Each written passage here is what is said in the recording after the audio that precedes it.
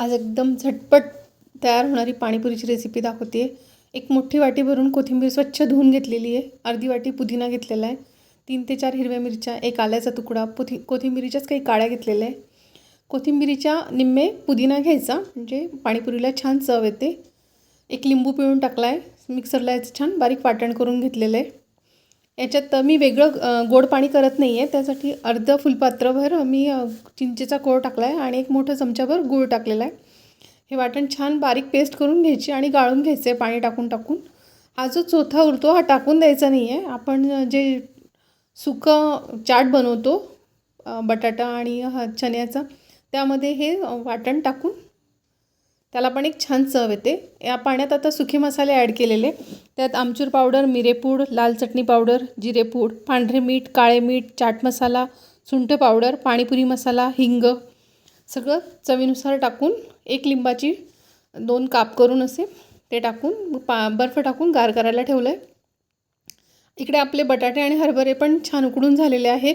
ते जे गाळल्यानंतरचा जो तो पुदिना कोथिंबीरीचा जे चोथा होता त्याच्यामध्ये पण हे सगळे सुके मसाले जे आपण पाण्यात टाकले आहेत ते टाकून व्यवस्थित मिक्स करून घ्यायचे आहे. आणि हरभरे आणि बटाटे उकडलेले आहेत ते आपण त्याच्यात आता मिक्स करून स्मॅश करून घ्यायचे आहे स्मॅशरने. त्याच्यात एक कांदा बारीक चिरून टाकला आहे मी आणि थोडी कोथिंबीर टाकली आहे. तुम्हाला मीठ कमी वाटत असेल तर चव घेऊन त्यात मीठ ॲड करू शकतो आपण आणि थोडा चाट मसाला ॲड करून खूप चटपटीत असा हा चाट तयार होतो आपला.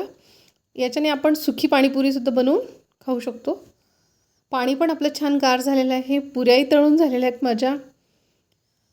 चला आता पाणीपुरी बनवायला घेऊया. पाण्यामध्ये थोडी बुंदी टाकून घेते. बुंदी मी घरीच बनवली आहे, पहिल्यांदाच ट्राय केली आहे. याची रेसिपी मी लवकरच शेअर करेल. चला तर अगोदर सुकी पाणीपुरी करून घेऊया. त्यासाठी पुऱ्या सगळं फोडून घेते आणि आपण जो चाट तयार केलेला आहे तो वरून थोडं चाट मसाला आणि मीठ टाकून बारीक शेव टाकून आपलं सुका चाट पापडी तयार करून घेऊया. माझ्या रेसिपी तुम्हाला कशा वाटतात मला कमेंट्स करून कळवा. मी ही जी पाणीपुरीची रेसिपी आज अपलोड करते आहे ह्या पद्धतीने तुम्ही पाणीपुरी बनवून बघा. खूप झटपट कमी वेळात तयार होते आणि चवीला तर अप्रतिम लागते. खूप भन्नाट अशी पाणीपुरी तयार होते ही. एक सुकी पाणीपुरी पण खाऊन पाहते, छान झालेली आहे अगदी. आणि आता एक ओली पाणीपुरी तर झालीच पाहिजे. पाणी तयार आहे. पुरी फोडून आपलं सुकं चाट टाकून पाणी टाकून ही पाणीपुरी टेस्ट केली आहे. खूप छान झालेली आहे. या पद्धतीने करून बघा. धन्यवाद.